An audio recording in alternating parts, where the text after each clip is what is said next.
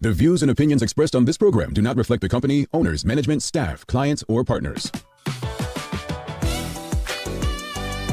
Welcome to Bermuda's Daily Talk Show. It's the Daily Hour. ChatGPT did become the world's most downloaded non-gaming app. Literally the job of everyone in government to address the media and the public. What are your thoughts, audience? What are your thoughts on Zandy Silva as the deputy PLP leader?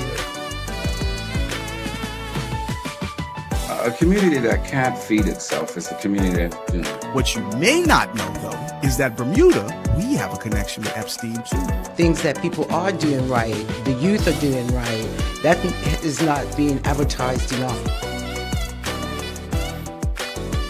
When you see your access to U.S. dollars disappear, that's when you have a problem.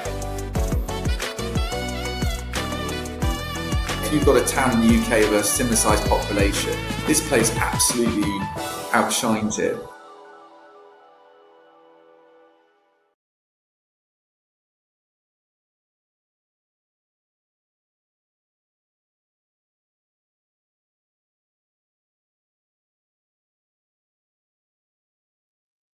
It's Monday, the 30th day of March, 2026. Welcome to Bermuda's Daily Talk Show. This is the Daily Hour brought to you by the BHC group of companies, HSBC Bermuda, Medical House Lenders, People's Pharmacy, and big love to Hot 107.5 for ensuring that we can pump through the radio airwaves with these most important community conversations.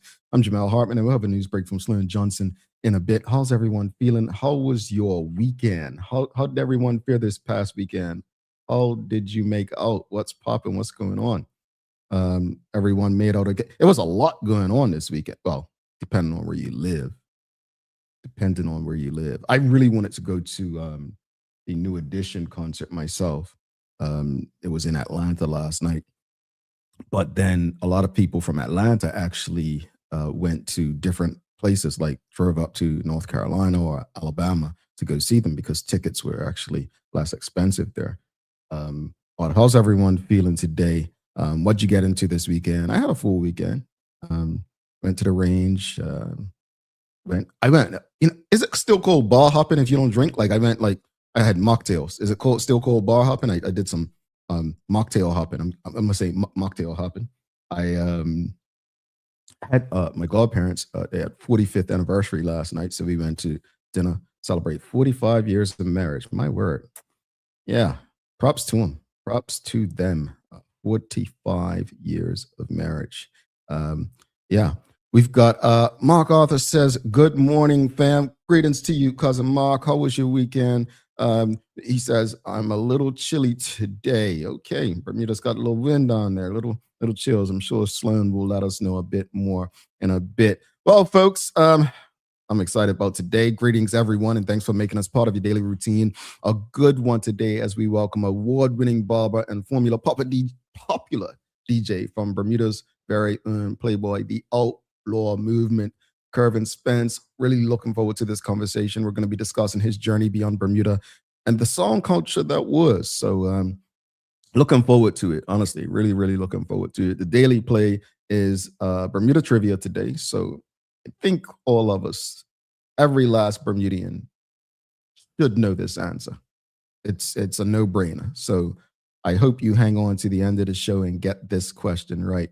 Audience, don't forget to subscribe on our website and follow us on all of our social media channels to stay up to date with all that we have going on. Help us grow beyond the mic as we do our part to continue to improve our community. Claire Warner says, good morning, Jamal. Good morning, Bermuda. Had a good weekend. Love to hear it. And a happy Monday to you, Claire Warner. We've got Suzanne Ingham says, good morning, Jamal. It's a super awesome Monday. TDH is in the house and we are part of this awesome show. Yes, you are. Thank you, she says, Jamal, but thank you, Suzanne. Thank to all of you for rocking with us on a regular basis. Folks, we've got to have a discussion this morning. We've got to have a discussion. And the discussion is very simple. We must ask ourselves, who is really benefiting? February into March, I spent some time in Bermuda. And during that time, I had many conversations with different people. But I think it's time we have an honest conversation this morning. one that might make people uncomfortable, but one that needs to be had. Sorry. Since the Progressive Labour Party returned to power in 2017, they've made it clear that their focus has been on protecting and uplifting Bermuda's most vulnerable. We've seen policies aimed at healthcare reform, education transformation, cost of living relief, and more recently, efforts around housing and tax fairness. But today we're asking a simple question. Has it been enough? Because when we look at the most vulnerable, we're talking about real people. Seniors struggling with rising costs, families trying to make ends meet, young people looking for opportunity, workers living paycheck to paycheck. While the government will point to programs, investments, and policy changes, the question is, do people feel the difference? Because policy on paper and reality on the ground don't always match. So we have to ask, what more could be done to support those who need it most? Are we targeting the right issues? Are the benefits reaching the people they're intended to reach? And here's the part that adds another layer to this conversation. Who has actually benefited the most over the last 8 years? Has it been working class Bermudians, seniors, the unemployed, young professionals, or has the benefit been uneven across different groups? Because every government has priorities. Every policy creates winners and losers. Understanding who is benefited helps us understand where we go next. So today, it's very simple. Has the PLP government done enough for Bermudians, especially Bermuda's most vulnerable? And if not, what more should be done? And just as importantly, which sector of the community do you believe has benefited the most from 2017? Don't be shy in answering these questions, audience. These are necessary conversations, extremely necessary conversations. If you want me to go deeper, I'll go deeper. But you've got to answer these questions. And I'll be the first to say, it'll be dishonest of us to sit here and have a conversation and act like the PLP has done nothing. You've got the affordable living basket. You've heard them mention the healthcare reform. That's why the question is, has the PLP government done enough for Bermuda's most vulnerable? And if not, what more should be done? Now, I haven't read it yet, but I know that the minister of, whatever ministry she covers, the Honorable Tanae Furbert, released a homelessness plan. I have to read it, so I cannot give you exact feedback as of right now. But again, things are being done. That's being done, right? But is it enough? Because, you know, as far as the numbers, homelessness continues to rise, even after the numbers last year,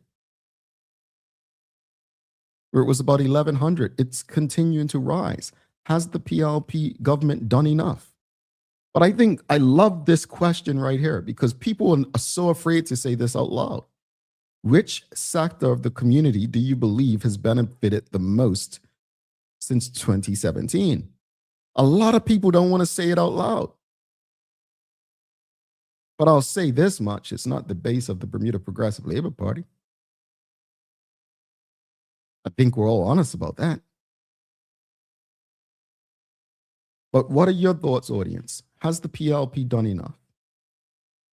Has the Bermuda Progressive Labour Party done enough for Bermuda's most vulnerable? And if not, what more do you believe should be done? What more do you believe should be done? Let's go into it a bit. What the government has done, if they have put some cost of living measures in place, like tax relief and duty reductions. They've done that. Healthcare support expansions. They have had some sort of education reform. They've tried. Now I believe they're going from reform to transformation or something I saw. They've had a lot of discussion around housing initiatives. They've introduced minimum wage. Now, you all know how I feel about some of those things, but it's not about me and how I feel. It's about what's best for Bermuda. But they have done things. Now, we must define most vulnerable, right? Because that can be subjective. Seniors on fixed incomes, low-income families, unemployed or underemployed. We don't speak about the underemployed much. Single-parent households, persons with disabilities. How are we measuring it? We must ask certain questions to ourselves. You must ask yourself, like literally just ask yourself right now, are we better off today than in 2017? Health-wise, financially, career-wise, family-wise, opportunity-wise. Do you believe your wages match the cost of living? You know, everyone says, oh, I got a 5% raise. Well, if inflation's up 6%, did you really get a raise? And ask ourselves, has access to housing improved? The numbers from homelessness would say no. So what are some of the gaps and challenges that the government still needs to get a grip on? Cost of living, still high. Housing shortages, which people are not too happy with the suggestions by the government with those homes they intend to put up the West End. Healthcare affordability. Well, we see what's happening with healthcare and the insurance company. Job quality versus job availability. They say there's no jobs. Sorry. They say they don't say there's no jobs. They say we don't have an unemployment issue. And I don't think we dig deep enough. Well, if so many Bermudians, which we don't know the number, have left Bermuda, well, yeah, that sounds about right. But what are those jobs? And the other question, who has benefited most from government's decisions? And answer this honestly. Has it been public sector workers? Has it been seniors? Has it been lower income households? Has it been businesses? Has it been the international business sector? What more could be done? What more could be done?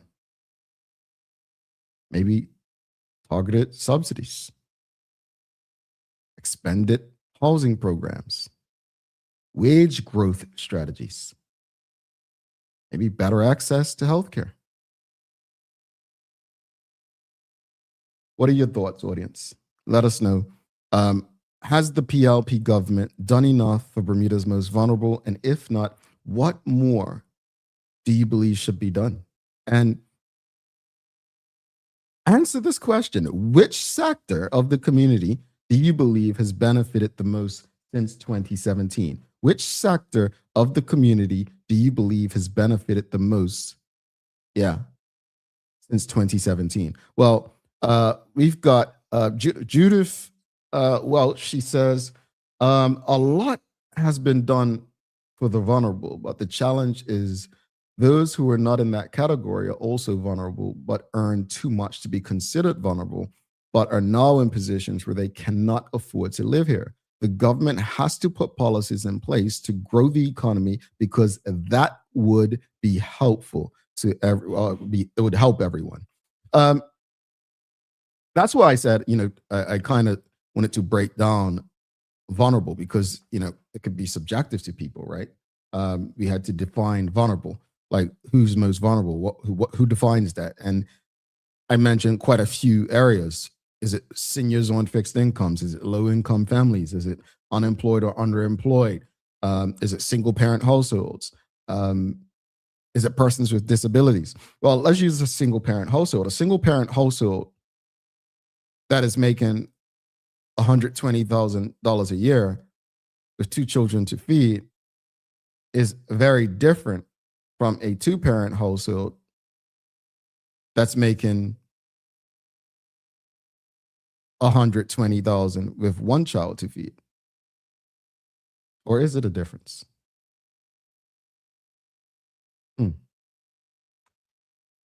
I think we need to ask some serious questions. Charles H. Jeffs II, he says, honestly, it might be too early to measure if the average worker benefits from the tax breaks given to foreign investors. We have yet to see what things like FSP, that's Fairmount Southampton, brings to the community. Well, I think you're right in that in terms of timing. You know, I say it all the time, and I know I sound like a broken record saying this, but you know, if you were to ask me today, I would say David Burt was probably the worst leader in our history in my lifetime. But that could change. It likely may change as years go on, because you really don't know the impact of political leaders until, you know, years down the road a lot of times, right? But that said, Charles, from 2017 to 2026, where we are today, we can still measure whether or not our lives are better today than they were then, right? We can still ask questions of whether or not we believe that the direction of the country in that time has made our lives easier, has made our lives more complete, comfortable, have the policies and legislation, whether short or long term, made sense for us. So, yeah. We've got Suzanne Ingham says, most vulnerable school kids, substitute teachers are not teaching the kids. My grandson had a teacher out for 6 months. The sub teacher did not teach them anything. Students were babysat, no teaching. Our children need an education. Vulnerable. You know, I always say the most vulnerable citizens, you know, elderly and children, along with that, people with disabilities. But that's sad, and I hope that's not the norm. I really do. We've got James Burgess says they should put those apartments back on the road to Dockyard, those green apartments. I'm not familiar with which ones you're talking about, James. And Suzanne Ingham says, don't get me started on disabled. My son has disabilities and they hassled him. Well, that's not right. We've got Ellen Kate Horton. Ms. Horton says, precisely, Charles, giving billionaires huge tax breaks doesn't help the average man. So that's why I want you all to be honest today. Be honest. The question's right there. Which sector of the community do you believe has benefited the most since 2017? I mean, let's have an honest conversation. And I think this is a conversation that needs to be had. This is your daily discussion brought to you by Titan Express and Secure, folks. But it's a conversation that needs to be had. And I'll tell you why we need to have it, because the Bermuda Progressive Labor Party was created. The name says it all, right? It's about the people. It was the People's Party. It's the labor movement, right? So why does it seem like, in private at least, because you're not saying it this morning, audience, people continue to say things like the only people benefiting from the PLP is the IB sector?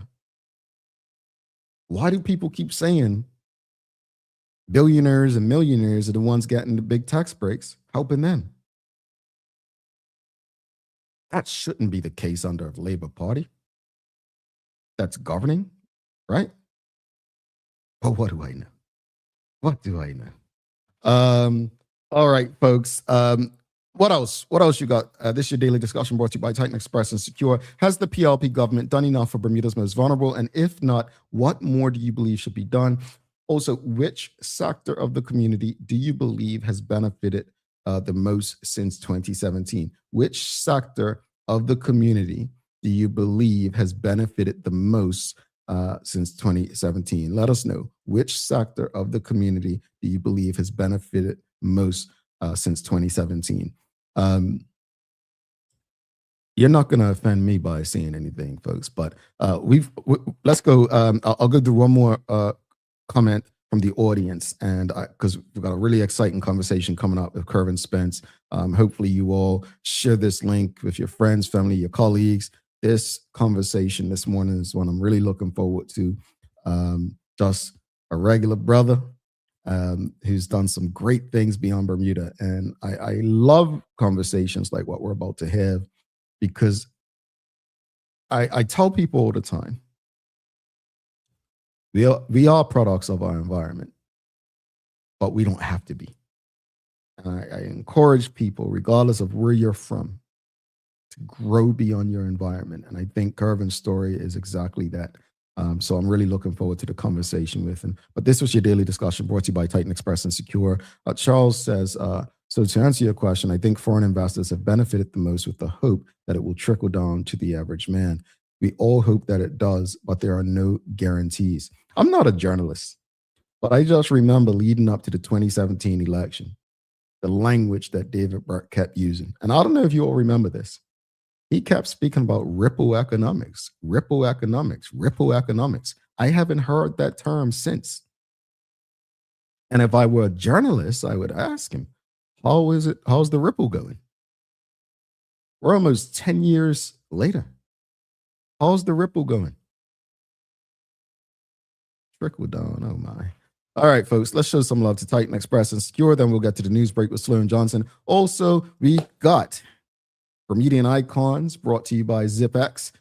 So we'll bring you that as well in the days of the year. But let's show some love to Titan Express and Secure. The daily discussion is brought to you by Titan Express and Secure. Titan Express delivers safe, professional, and reliable transportation and tours across the island. From island tours to cultural experiences, they set the standard. And Secure is your go-to for property management, waste management, and residential and commercial services. Visit securebda.com. Professional, punctual, and reliable service is their commitment to you. All righty, let's see what Sloan Johnson has for us in the Daily Hour News Break.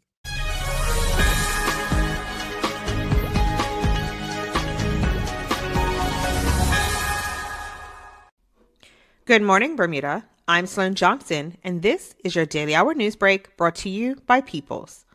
We start this morning with a key update from the Bermuda government, as the Ministry of Youth, Social Development and Seniors has tabled a national plan to end homelessness. A long-term coordinated approach focused on prevention, rapid rehousing, and expanding the support systems needed to ensure more Bermudians have access to safe, stable housing. The plan also highlights the reality of homelessness on the island, with hundreds of individuals experiencing housing insecurity in different forms, reinforcing the need for a more coordinated, community-wide response to what is a complex and ongoing issue.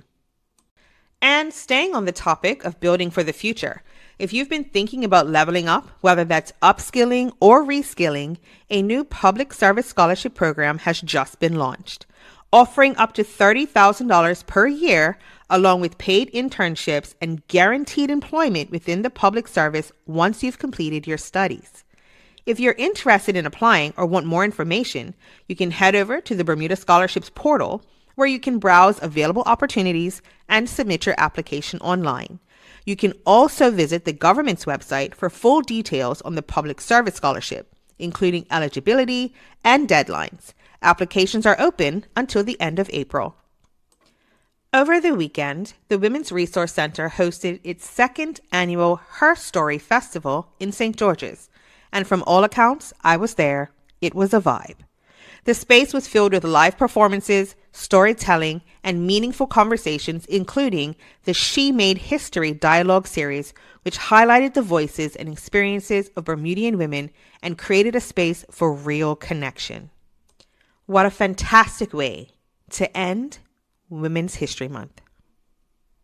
And while we're talking about community, hundreds of people also laced up for the annual Palm Sunday Walk in the West End, bringing together residents and visitors for a tradition that blends history, culture, and the beauty of the island we call home.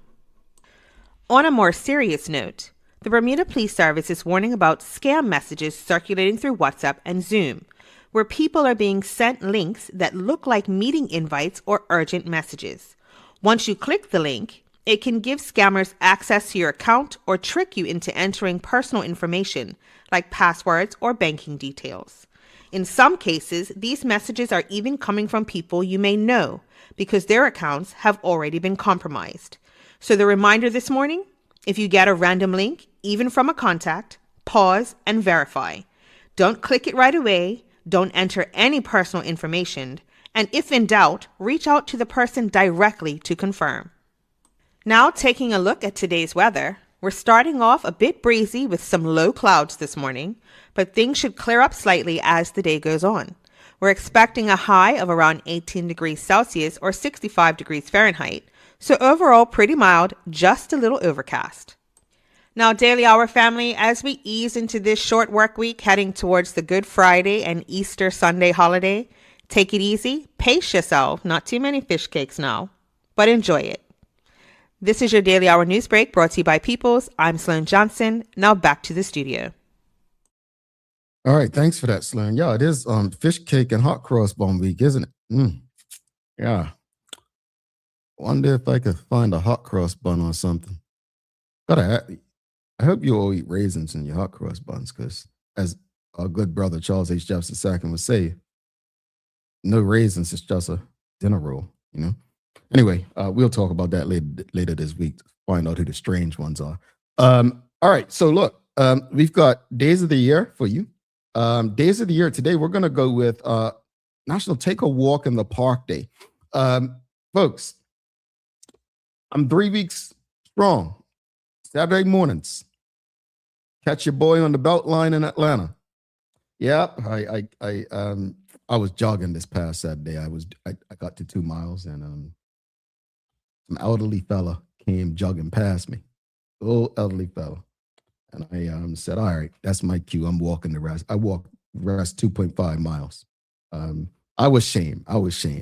But look, I'm not a runner, but some things just put you to shame. So I say that because I want to ask you all, what is your favorite park in Bermuda to go for a nice walk? Your favorite park in Bermuda to go for a nice walk. Here in Atlanta, I'll just hit the Beltline or go to Piedmont Park. But what is your favorite park to go for a walk in Bermuda? I think the Arboretum used to be kind of cool. We used to run, like, do cross country and stuff, do that in school. And then I want to say Boy Scouts. We've done some stuff up there as well. We've got Shawnette Sumner says Botanical Gardens, hands down, Botanical Gardens. Anyone else? I know somebody's going to say Cooper's Island. Nicole Walker says Ferry Reach. Okay, Ferry Reach. All right, we've got Ferry Reach. Where else? What's some other parks that you all love to go walking? I called her out last week about, how when I go back to Bermuda, I bring her back popcorn, even though she never gets it, and I have to eat it so it doesn't go bad. But Sherry Vanderpool says no fish cakes for you. So I'm about to show up at Sherry's sometime over the next week, get me some fish cakes, and hopefully she can learn how to make fish buns, my goodness, hot cross buns by then as well. All right, folks. Clearwater, Cooper's Island. Yep, I knew someone was going to say Cooper's Island. I still never been, folks. Warwick Long Bay to Horseshoe the trails. Yeah, that's pretty cool. All right, folks, keep them coming. Well, let's go. We also have Bermudian icons. It's Monday, so here's your Bermudian icon brought to you by our friends at ZipX. Here you go.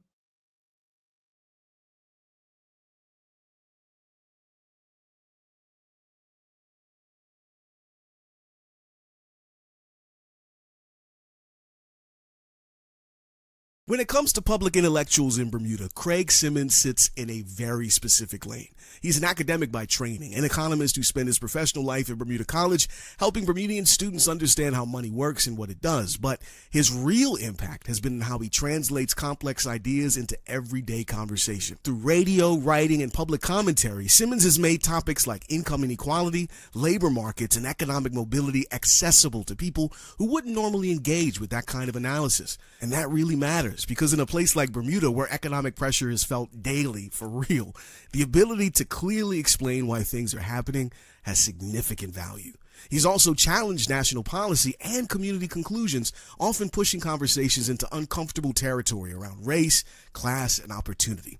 Not always universally agreed with, but consistently an essential part of the conversation. That's really his role, not just an academic, but a bridge between data and lived experience.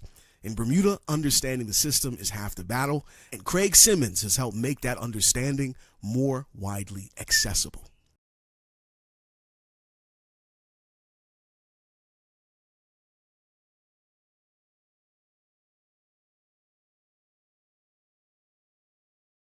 Craig Simmons is a Bermudian icon.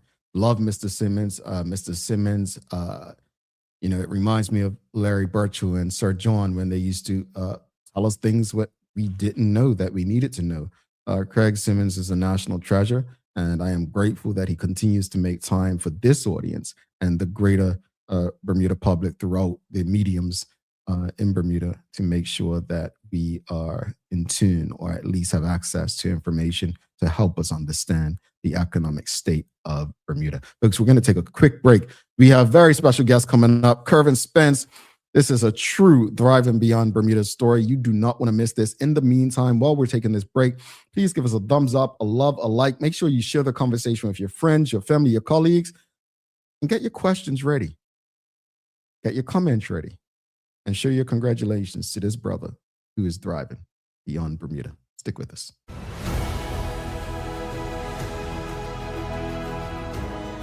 Yeah, I don't got this. I'm gonna be fast at delivery and run.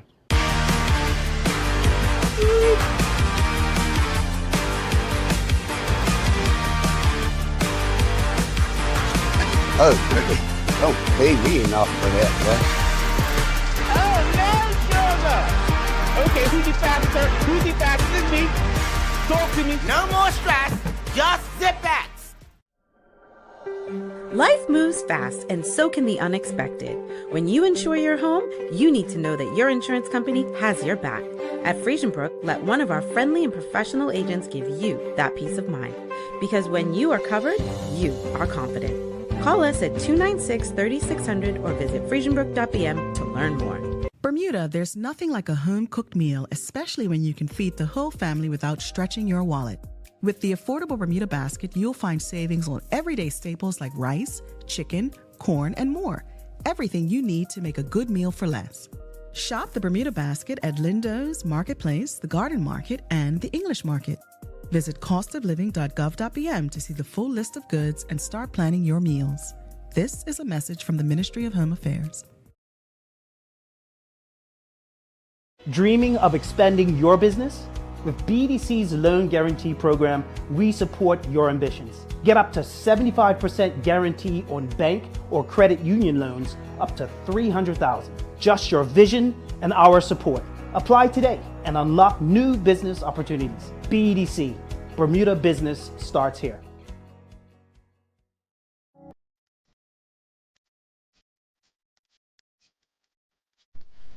For over 70 years, Bermuda Pest Control has been protecting homes and businesses island-wide.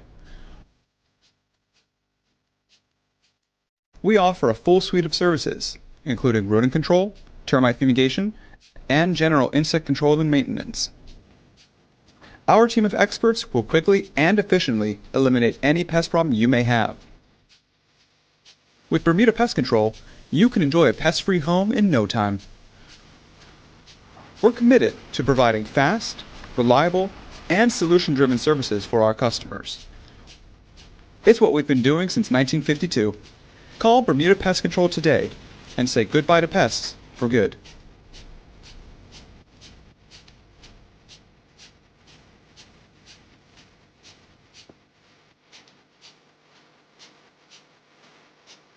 Looking for the best care for your pets? Novazark Feed and Supply has everything you need. From top quality foods to toys and supplies, we've got it all. Join our frequent buyer program and earn rewards every time you shop. Plus, we've been awarded the Clever Customer Initiative program for helping you save more. And don't forget, we open an hour early on Saturdays so you can get a head start on your pet care. Visit us today or shop online for easy pickup or delivery. Your pets will thank you.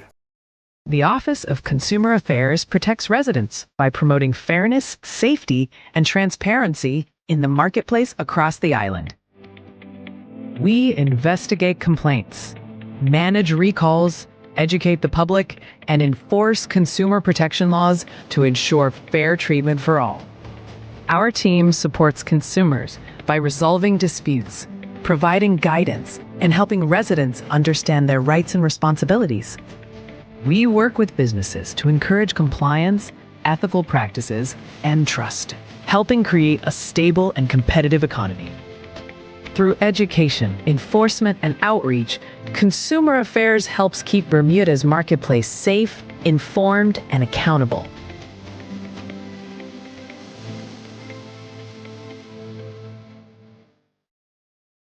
All righty, welcome back to the big show, folks. This is the Daily Hour, brought to you by the BAC Group of Companies, HSBC Bermuda, Medical House Lenders, People's Pharmacy, and big love to Hot 1075 for ensuring that we can pump through the radio areas with these most important community conversations. Folks, do not forget to subscribe on our website. Follow us on all of our social media channels to stay up to date with all that we have going on. Help us grow beyond the mic as we do our part to continue to improve our community. All right, folks, without further ado, let's welcome our very special guest for the day. You probably know his name, and if you don't, you're about to find out his name and his story. Let's give a warm TDH welcome to Kervin Spence. Greetings, good sir. Good morning, or good afternoon, everyone. Depends on where you are. You know what's crazy? It's interesting you say that, because people always ask, why do I always start an email, or when I greet people, I say greetings rather than good morning or good afternoon? And I said, because I know where people are, right? Yeah. So if it might be morning where I am, it may be afternoon where they are. So that's why I always say greetings. So that's a good pickup, or we're aligned already. Yeah. Greetings then. Saying that you are somewhere, you are in the UK where it's close to afternoon. I'm in the UK, and it's 12:37 here in the afternoon.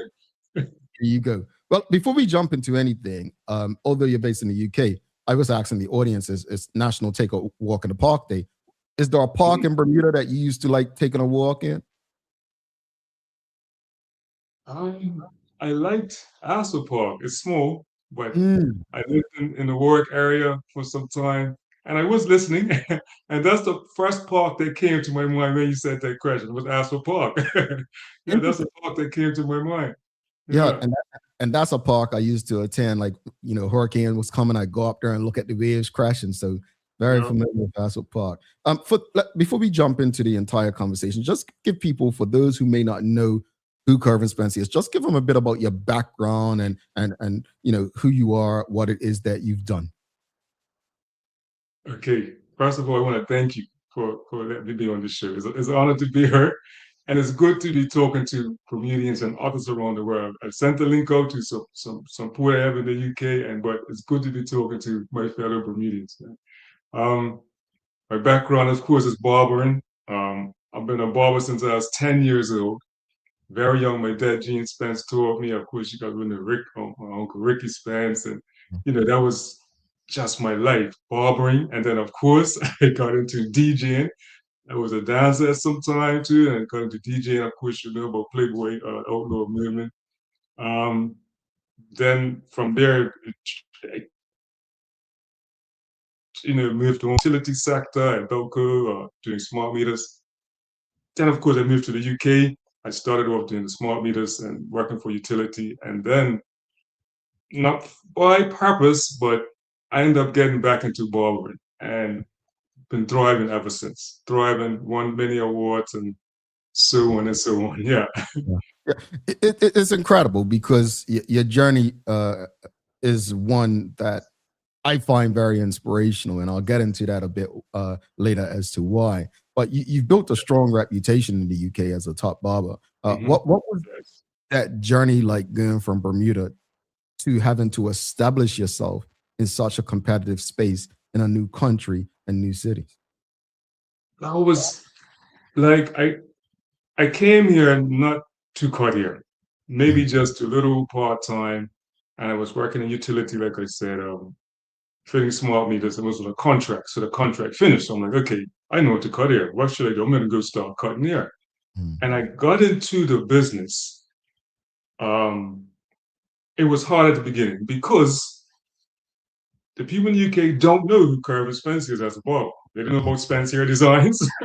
they don't they don't know these things. But I have Bermudians that knew. Bermudians would come from Leicester. They come from different parts of the country to come get the haircut. And then other, people stay for the other barber. They'll watch me cut and say, hey, this guy can cut.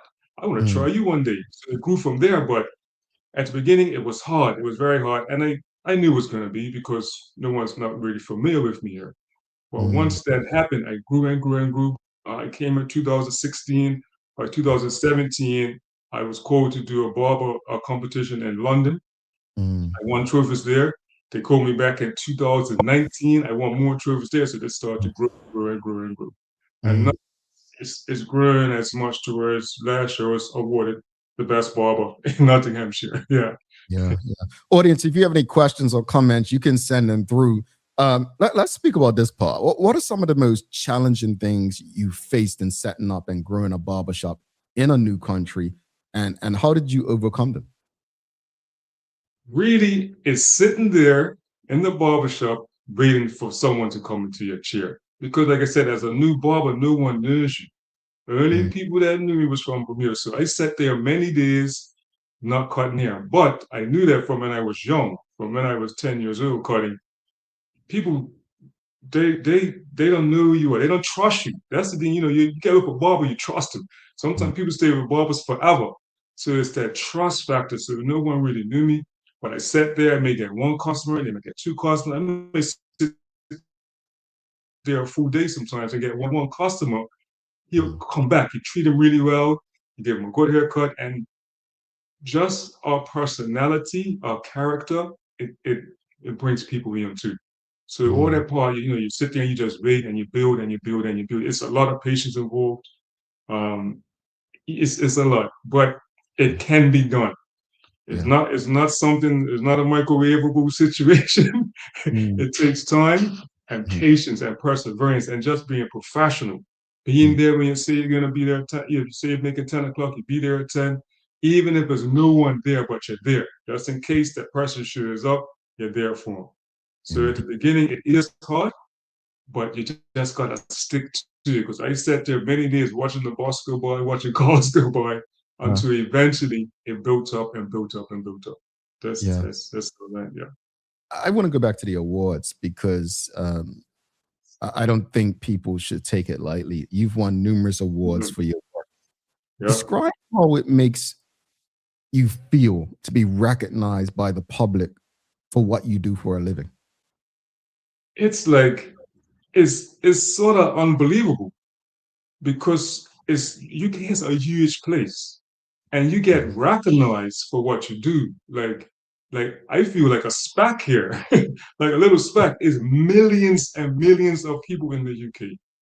But I was chosen, like I said, in 2017, it's called the Battle of the Barbers. I was in here, I came 2016, but 2017 to see me, my social media had just started my Instagram.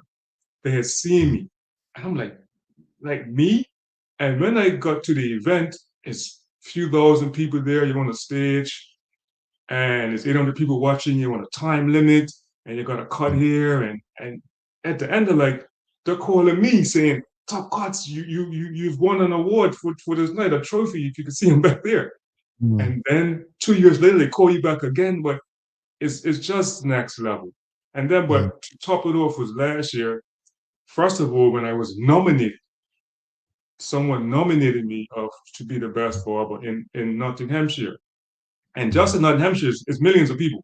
It's not like a few thousand, it's millions of people. Like Bermuda will fit in Nottingham maybe twice. They're talking Nottinghamshire, which spreads out further than just Nottingham. It's a region, it's an area. And then to be there that night for the awards, and they called my name, I mean, the lady said, and the winner is Top Cuts. Unbelievable.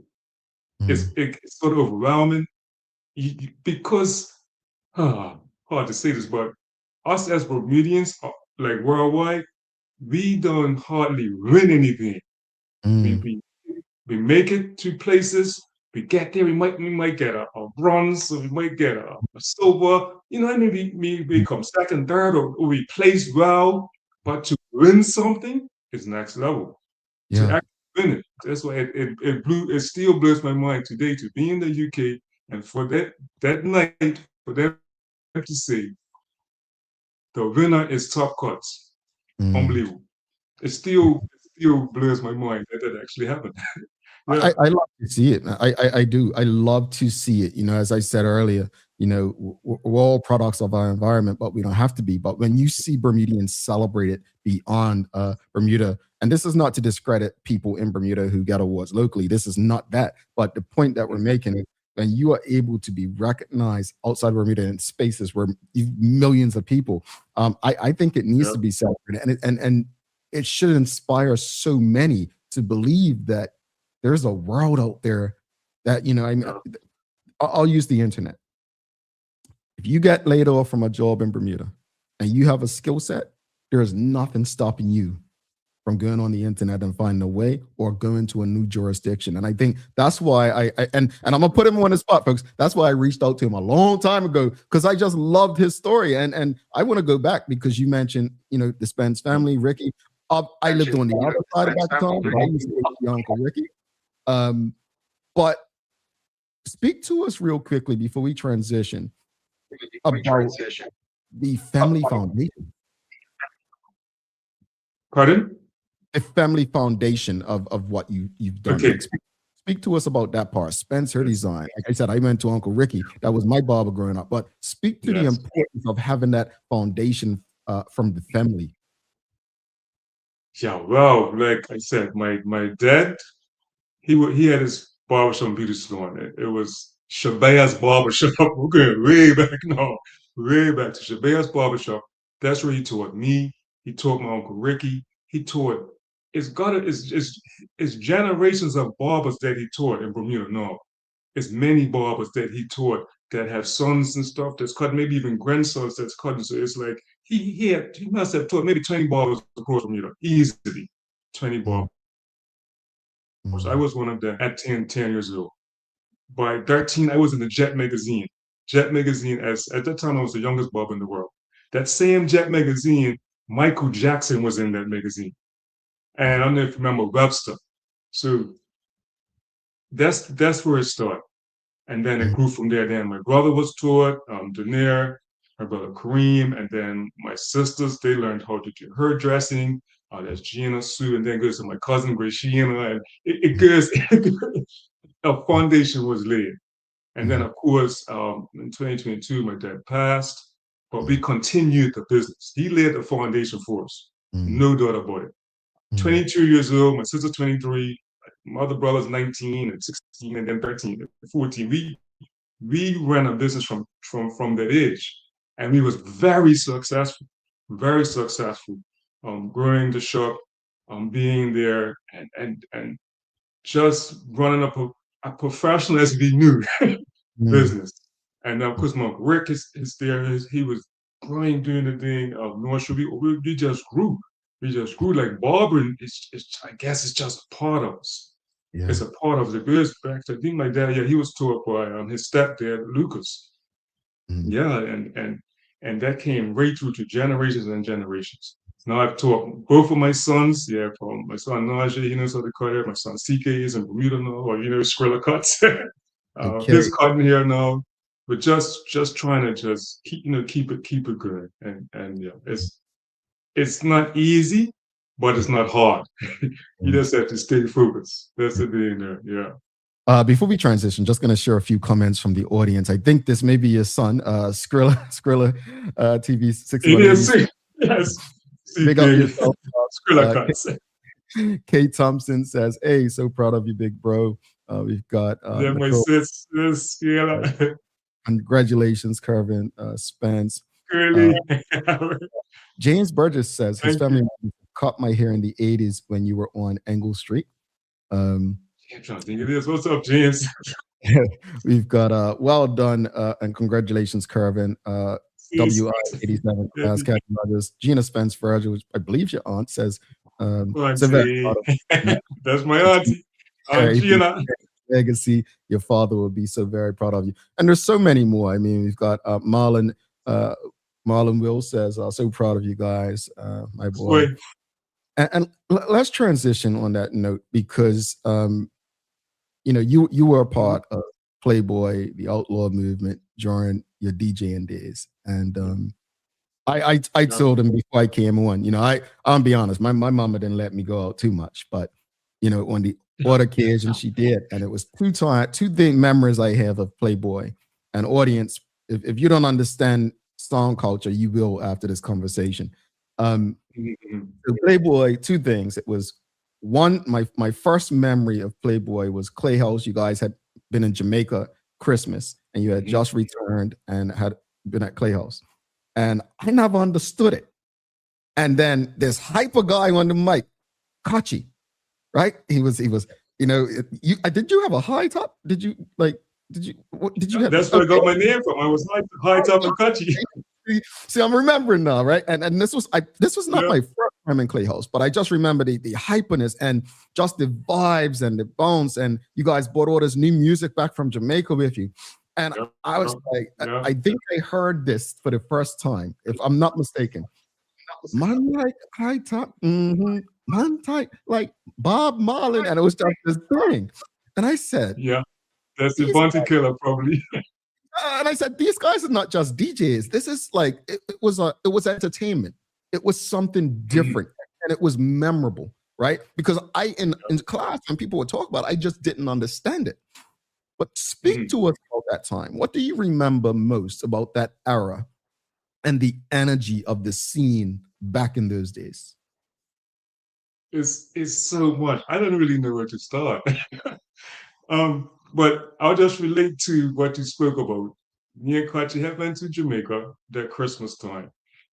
And it was, in Jamaica was a lot going on, a lot of new songs. Bounty Killer released Never Let Your Problems Get You Down. I think it was that one.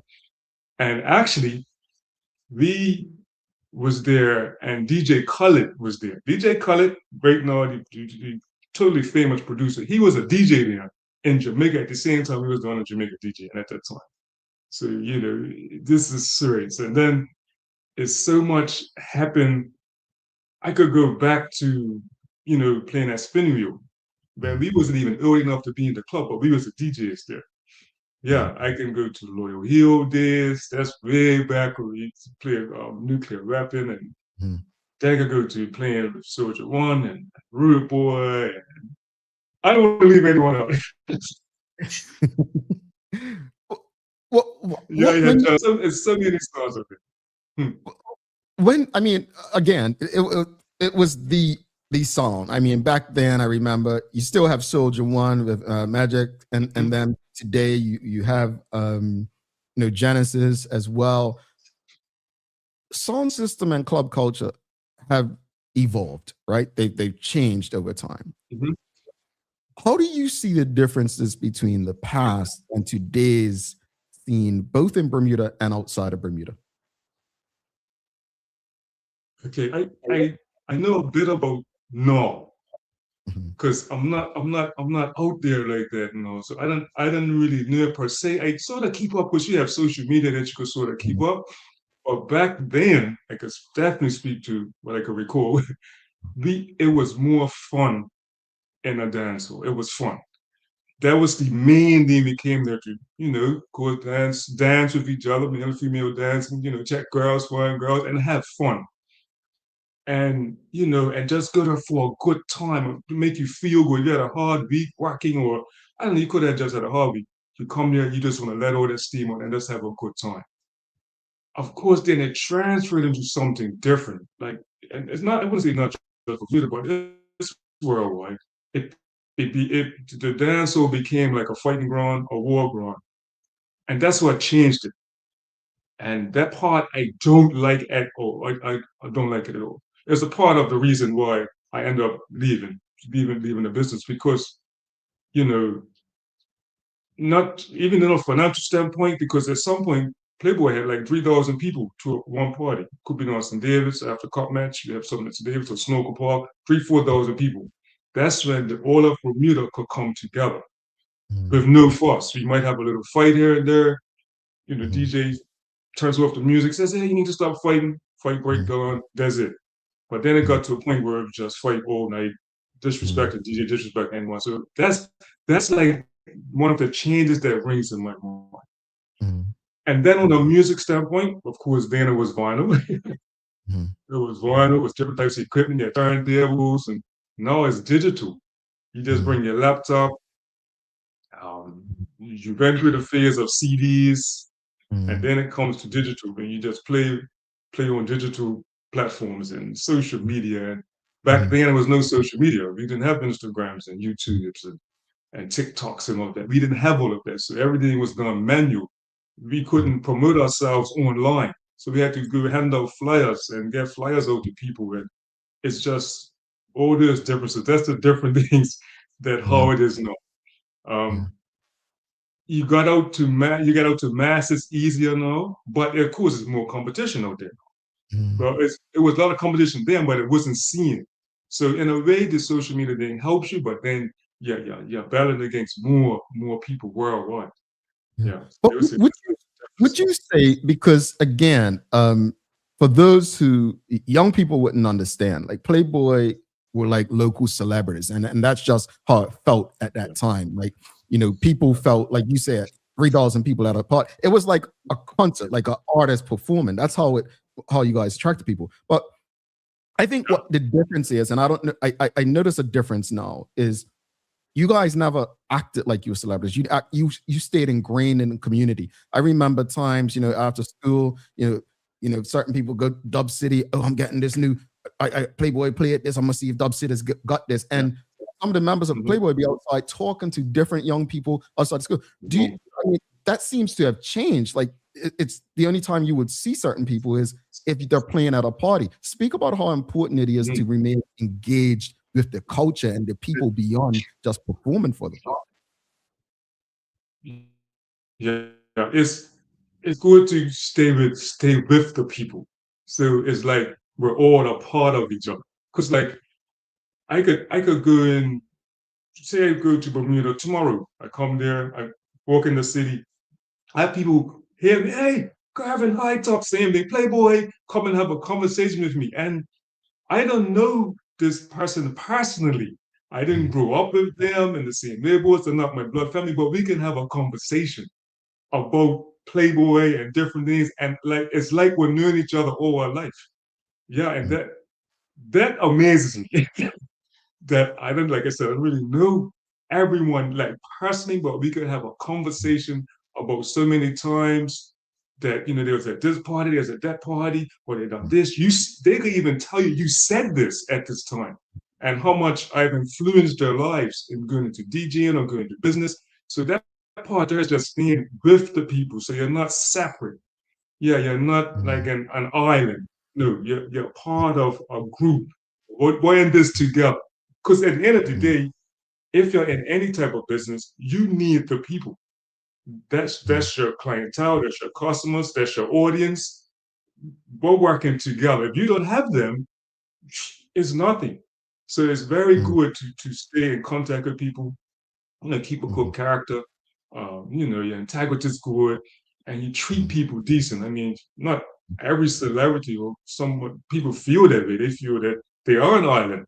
They're untouchable. I don't need to talk to anyone. But for me, it's different. Even here in the UK, it's like that. I've built so much relationships with people in the UK that I've never known.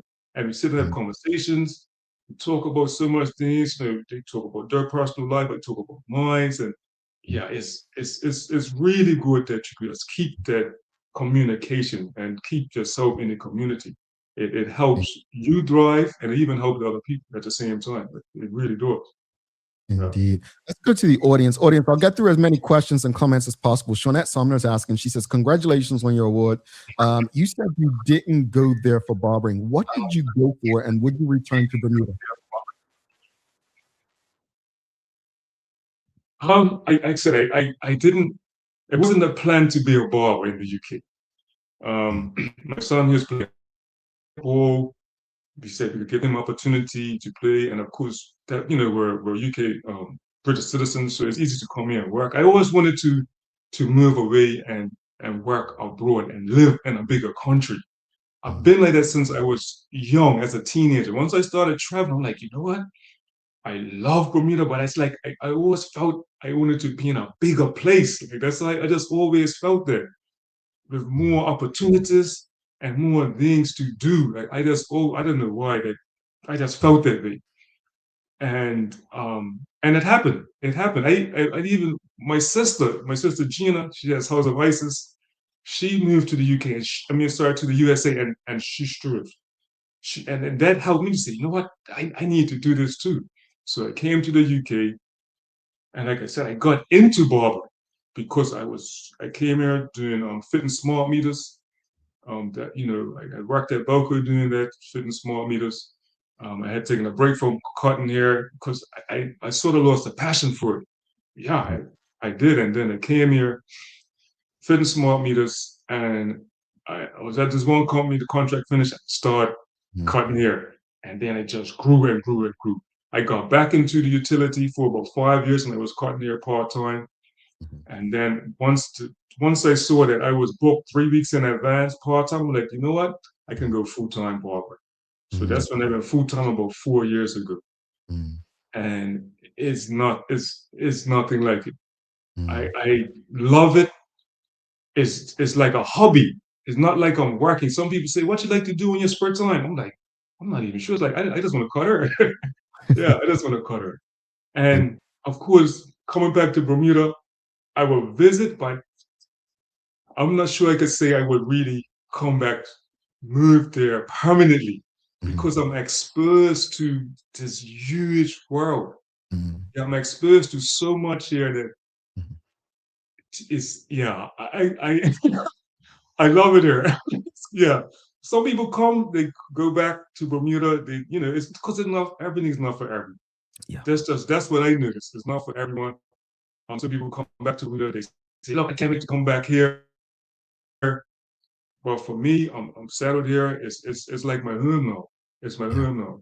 Yeah. My second name. But cool, Bermuda always been my first name. Always. But it's like my second name. Yeah. Indeed. It's interesting you mentioned your sister Gina, who House of Isis. We've had her and her daughter on, and Aunt Gina actually come in. And like I said, Uncle Ricky was my father. For those of us who, Bacaton area, for me, the Spence family was always looked at as, wow, that's a business family. It's one of those things we should aspire to be. And so I just want to show a lot of love to see that you all are still thriving, even though Spencer Designs is not, what was it, Union Street, where it was, or Rick's Barbershop is no longer the North Shore location. They're still thriving, and it's beautiful to see and experience and to celebrate. So happy for all of you. We have a question from Mark Arthur asking, have you had the opportunity to cut any professional ballers here? Okay, I've cut, why his name's good on my mind. He played for Nottingham Forest, then he went to Tottenham, now he's at Crystal Palace. Oh, why his name is Brennan Johnson. Brennan Johnson. Brennan Johnson. Yes. Yes, I caught Brennan Johnson some time ago. Some time ago, I caught Brennan Johnson. Yeah, that's probably the I don't know, the biggest footballer I've caught was Brennan Johnson. When he was younger too.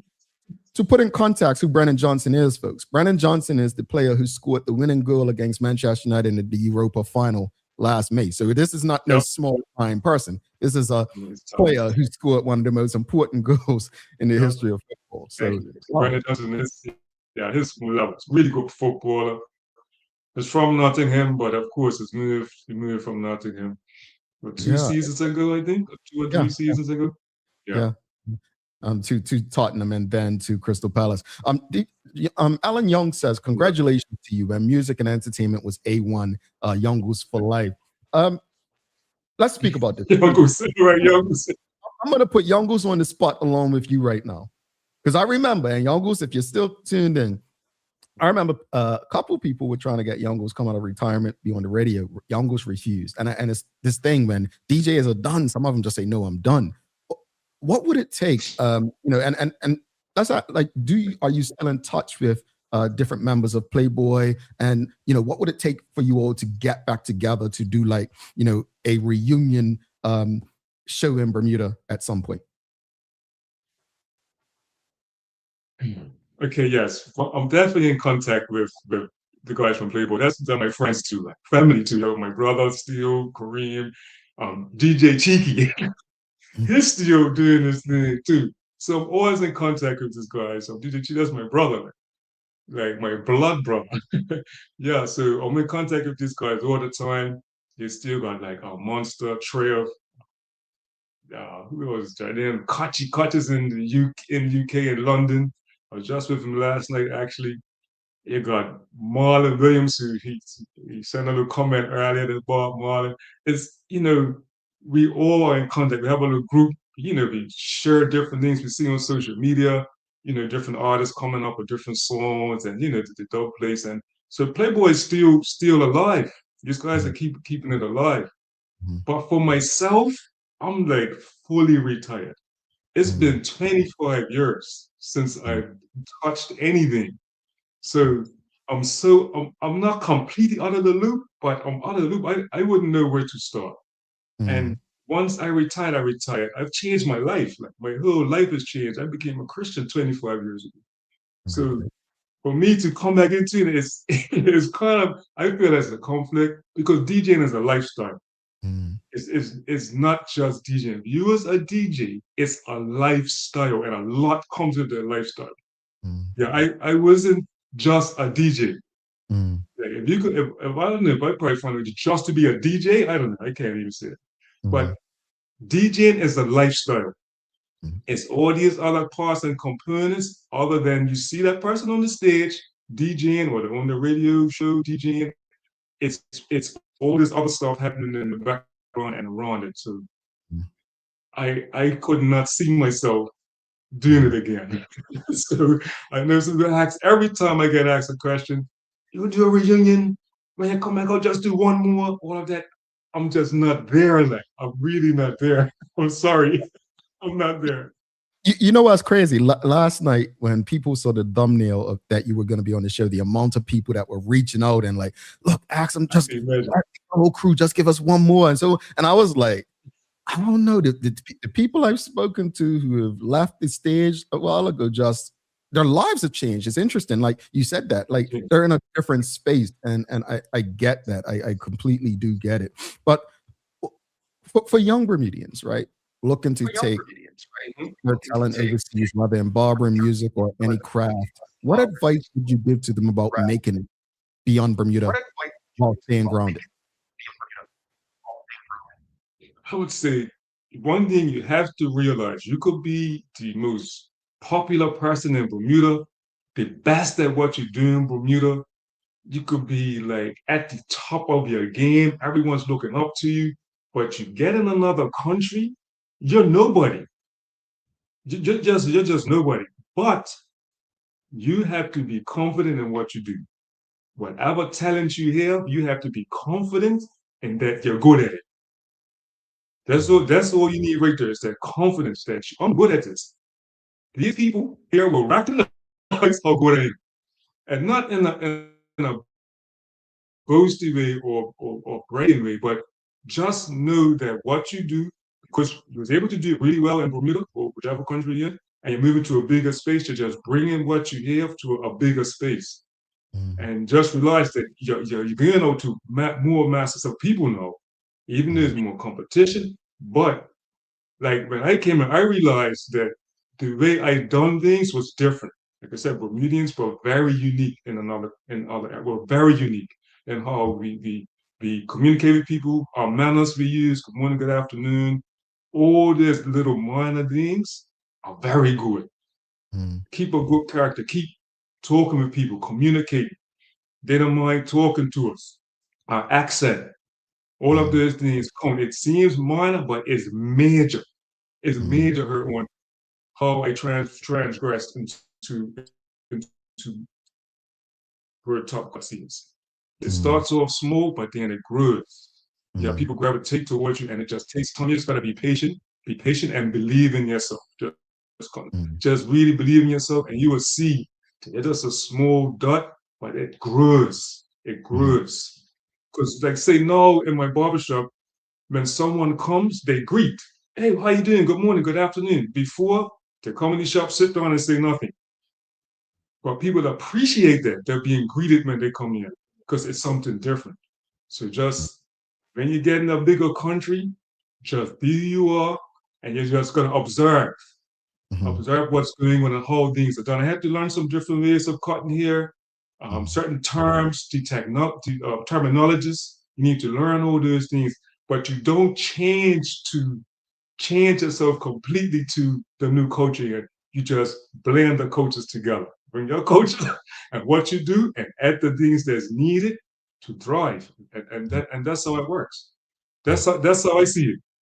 And it can be done. Don't feel that you're in a bigger country and it cannot be done. It can be done, but you just gotta stick there and just stay focused and wait for the time. And just wait. Like I said, grows and grows and grows and grows and grows. Yeah. One last question for the audience. Mark Arthur says, how hard was it to establish your barbershop in the UK? It's hard. I can't say no other way. Like I said, because no one knows you in a bigger country. They just don't know you, but they're observing you because you'll be different. When I started at first, I didn't have my own business. I was working in a barbershop.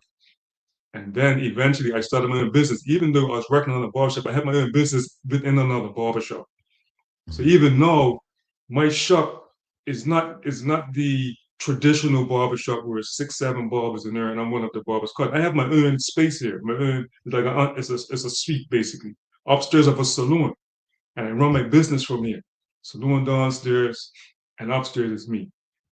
And you have to learn how business operates, especially in the UK. You got taxes involved. All of these things you got to be aware of, and you got to know what you're doing because you know when the taxman come after you. So you got to learn all these things. But it is a bit difficult. But once you have whatever talent you have, the talent and like they say it, your character, your personality, all that helps. And just learn. Listen. One thing. You need to listen to people. When you start cutting, you're talking to your customers become your network. They tell you what you need to know. You have a question, you ask them, and they let you know these things. And then you can build and build and build. But of course, you got to be patient. Times, like I said, I sat there for a whole day and get one customer just before I'm leaving. I could say I'm going to leave early because no one's showing up. I said, no, my hours are from 10 to 7. I'm going to stay until 7. It could be 6:45, someone comes in. I'm like, hey, let's go. And they get the customer a good haircut, and they go on. It was one guy cut Jordan Wilson, his YouTuber, famous YouTuber. Jordan Wilson and his sister Tiana Wilson. I have a chance, look these guys, look them up.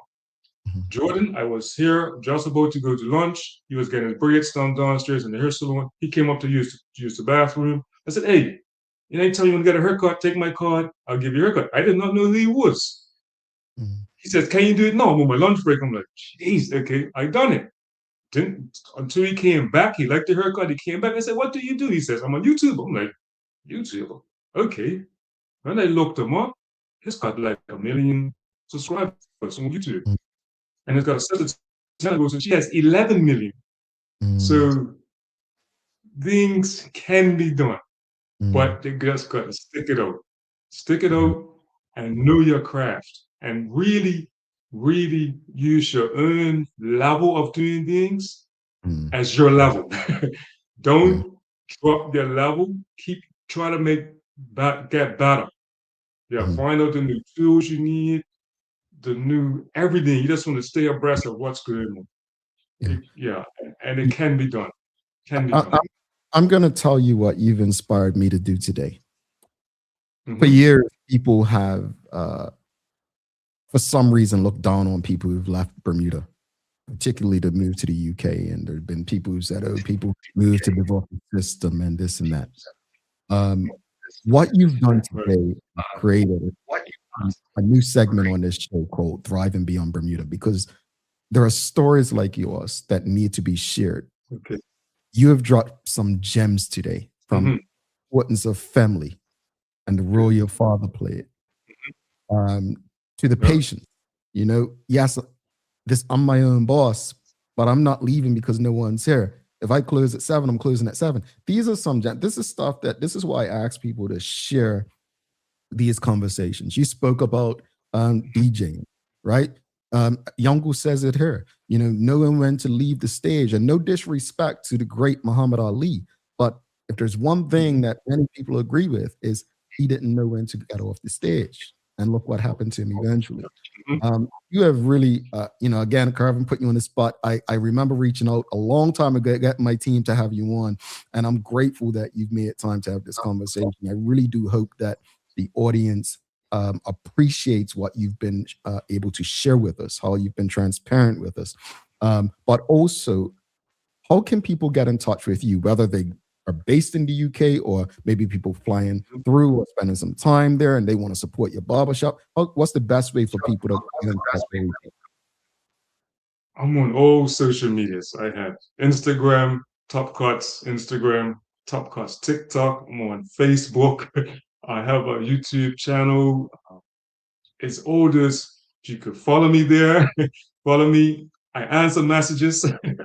So anytime you message me, I get back to you as soon as I can. It's a bit challenging because I'm very busy. I'm booked every day, 100% every day.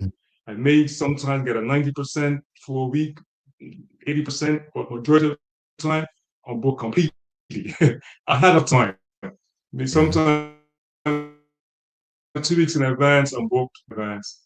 So if you want to come get a haircut, you just want to stop by, say hello, message me because I only take appointments, so I'm not here all the time.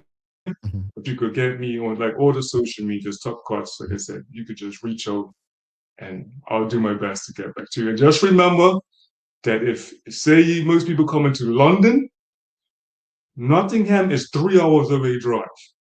Okay. Just keep that in mind. So you could say, yeah, I want to come see you. Right? You're coming to London, it's 3 hours away. So just keep that in mind. But I'm here. Yeah. Just read these few comments to you, and then I'll let you go. Limestone Living said, the honesty and rawness of that response has garnered much respect from me. Philip Trott says, it's good to see you, Kervin. It's one of the most pure-hearted people I've ever met. Continued blessings and success over you, your business, and your family, bro. We've got Charmaine Rockwell says, congrats, Kervin, and continued success. You shared history, gems, and give a mass amount of advice to future barbers and generations. It would have been nice for even more of the younger generation to have tuned in and listened to your story. All the best. Well, that's where you all come in throughout the social media platforms and those on Hot 1075. These conversations aren't going anywhere, so you can share them with your friends, family, colleagues. Kervin, thank you so much. Please, folks, if you haven't already, make sure you follow him, share the conversation, share his socials with your family, friends. You know, Bermudians in and around the Nottingham area, even in London and Manchester, they have trains that take you to that area. But let's support our brother. Have a wonderful day and all the best. Please keep in touch. Let us know if there's anything going on that we can do to share to help you. Yes, I want to just say thank you. Thank you for having me. Thank you for listening. Thank you to my Bermuda people. And I guess could I shout outs to my family and my wife. I know she's still in there, my children, and all my family, my mom and everyone. Love you guys and thank you. This is very encouraging for me. Thank you very much. Thank you. Have a wonderful day. We'll be in touch. You too, man. Take care. All right. Kervin Spence, folks. Again, if you appreciated that conversation, whether you're streaming with us on Facebook, LinkedIn, YouTube, Twitter X, or Instagram, and give us a like, love, follow, share the link with your friends, your family, your colleagues. For those of you who are rocking with us on Hot 1075, thank you for rocking with us. Again, make sure you let people know these conversations take place only on the Daily Hour. We're going to take a quick break, but I think I like this. Kervin gave us an idea this morning. Thriving beyond Bermuda, speaking to Bermudians who are doing a thing beyond the island. What's your thoughts, audience? Should we do it? Let's take a final break. Don't forget, after this break, I have a daily play. It's Bermuda Trivia, straight from Bermuda Trivia, Volume 1. If you don't know this answer, be disappointed in yourself. We'll be right back. Give us about 3 57. People's ACW, located at King Edward VII Memorial Hospital, carries over-the-counter medicines, toys, cards, and even toiletries. Our knowledgeable staff are there whether you're at emergency, visiting family, or a member of BHB staff, to show you our best even when you're feeling your worst. People's ACW, we're here for you.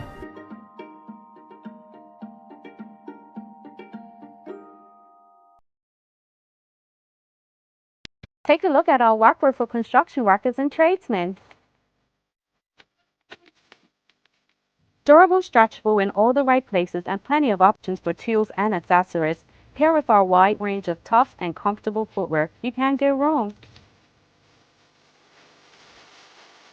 As you can see, Medical House really is a one-stop shop for everybody. We can't wait to see you. See it all at our new expanded location on Bakery Lane. Discover Drop It, your go-to grocery delivery. Browse and select from a wide range of groceries, from fresh produce to daily essentials. Our friendly drivers deliver fresh groceries to your door fast, saving you time and hassle. With Drop It, you get fresh groceries delivered fast so you can focus on what really matters. Drop It, freshness at your doorstep, delivered to your door with Lindo's. Why go anyplace else? What lasts isn't what you buy, but what it becomes. With the HSBC MasterCard credit card, every spend quietly adds to a story shaped by intention and offers what matters most. Support that meets you where you are. Protection that preserves what you choose. Confidence for the unexpected. Peace of mind wherever your story leads. Start your next chapter. Use your card today. HSBC is licensed to conduct banking and investment business by the Bermuda Monetary Authority.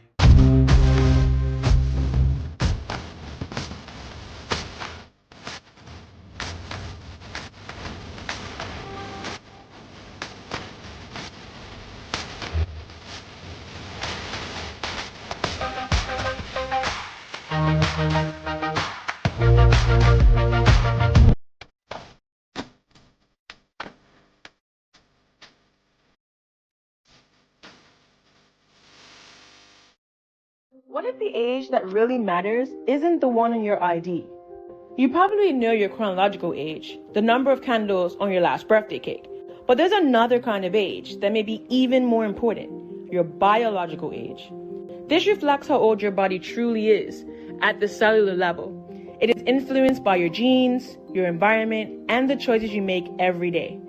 Two people can both be 40 years old on paper, but one may have the body of a healthy 30-year-old, while the other is biologically closer to 50.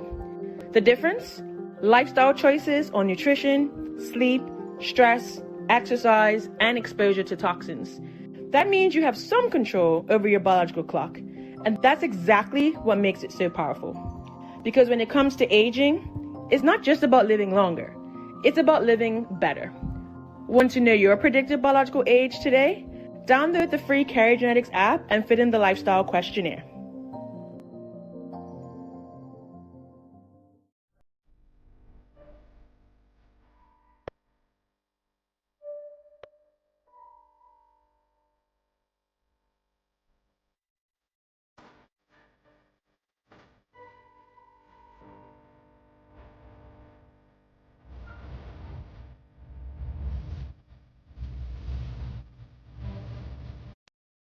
Alrighty. Thanks again to Kervin Spence for rocking with us this morning. Again, audience, if you're streaming with us on Facebook, YouTube, LinkedIn, Twitter, X, or Instagram, make sure you give us a thumbs up, a love, a like, share the conversation with your friends, your family, your colleagues. I really hope that people find inspiration and empowerment from his words, straight from the heart. It was an awesome conversation. All right, folks, thanks again to the BAC group of companies, HSBC Bermuda, Medical House, Lindo's, People's Pharmacy, and big love to Hot 1075 for ensuring we can pump through the radio airwaves with these most important community conversations. It is time for the Daily Play, brought to you by Bermuda Trivia, now available at stores throughout Bermuda. Follow Bermuda Trivia on Facebook, Instagram, Twitter, X, and TikTok to find out why it's Bermuda's favorite trivia game. All right, audience, are you ready? It's a Bermuda Trivia question. This comes from Bermuda Trivia, the Volume 1 edition. And everyone knows the answer to this question. I promise you. Here we go. Who was the first woman physician to practice in Bermuda?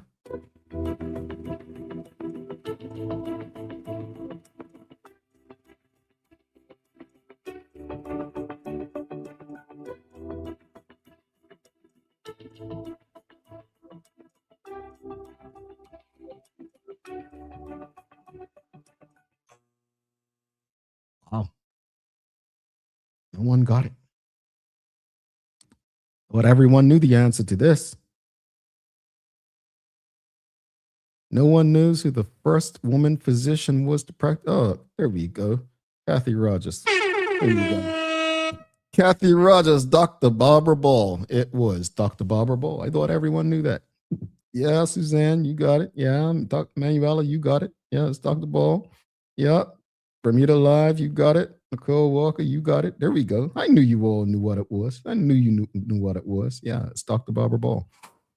All right, folks, let's wrap it up.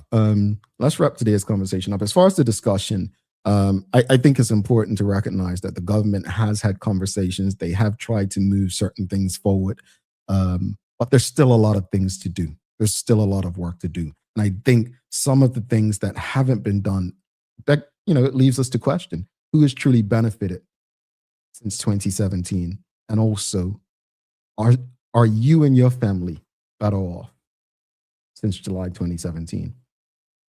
These are questions we need to ask ourselves to really give a true measure of whether or not the administration has done a good enough job for the people of Bermuda. As well as the conversation with Kervin Spence, there were gems. That was a conversation, if I'm honest, that was probably one of my favorite conversations. It was authentic, it was real.